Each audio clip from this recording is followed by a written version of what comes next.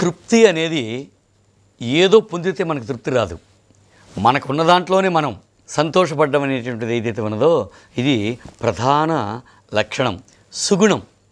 కనుక ఏదో వస్తే తృప్తి పడ్డాం, ఏదో వస్తే నేను హాయిగా ఉంటాను అనుకోవటం పెద్ద పొరపాటు. నీకు ఏది రావాలనో అదే లభించింది. ఆ లభించింది భగవత్ ప్రసాదంగా మనం కనుక స్వీకరించగలిగితే, అది కష్టం కానీ సుఖం కానీ ఏదొచ్చినా ఇది భగవంతుడి యొక్క ప్రసాదము అని స్వీకరించి ప్రసాద మనస్తత్వంతో నువ్వు గనక ఉండగలిగితే ఆనందం నీదై ఉంటుంది. నీవే ఆనంద స్వరూపుడుగా బ్రతుకుతావు. కనుక నీ ఆనందం అనేది ఇతరుల మీద ఆధారపడకూడదు. నీ ఆనందం నీ మీదే ఆధారపడి ఉండాలి, నీలోనే ఉండాలి. నీవే ఆనంద స్వరూపుడివి అనే విషయాన్ని ప్రసాద మనస్తత్వంలో నీకు తెలుస్తుంది.